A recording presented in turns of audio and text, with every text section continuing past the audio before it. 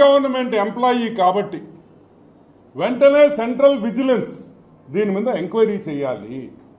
విజయసాయి రెడ్డి దగ్గర, విజయసాయి రెడ్డి ఇంట్లో Google takeout ద్వారా ఇతను నిజంగా మదన్ మోహన్ గారు అక్కడికి వెళ్ళారా లేదా, ఆయన చెప్పిన టైంలో ఆయన ఇంటికి వెళ్ళాడా లేదా, ఆయన అక్కడి నుంచి వైజాగ్ వచ్చాడా లేదా అనే పూర్తి విషయాలు ఈ ఎంక్వైరీ చేస్తే బయటకు వస్తాయి.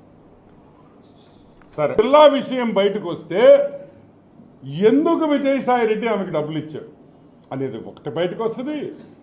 ఏమేమి పనులు చేయించుకున్నారో వైజాగ్లో, ఏ ల్యాండ్స్ దొంగతనం చేశారనే విషయం కూడా అన్నీ కూడా బయటకు వస్తాయి.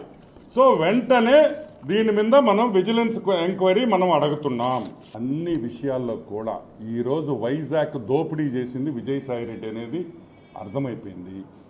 1,60,00,000 ఇచ్చిన ఒక మెంబర్ ఆఫ్ పార్లమెంట్, చెప్తుండింది ఒక సెంట్రల్ గవర్నమెంట్ ఎంప్లాయీ, ఒక మెంబర్ ఆఫ్ పార్లమెంటు 1,60,00,000 రూపాయలు ఒక సెంట్రల్ గవర్నమెంట్ ఎంప్లాయీకి ఇచ్చాడంటే అతను వెంటనే అరెస్ట్ చేయాలి. సిబిఐ ఎంక్వైరీ అడుగుతున్నాం. ఎందుకంటే it is a serious matter. ఒక పక్క మెంబర్ ఆఫ్ పార్లమెంట్ రాజ్యసభ, ఒక పక్క సెంట్రల్ గవర్నమెంట్ గ్రూప్ 1 ఆఫీసర్.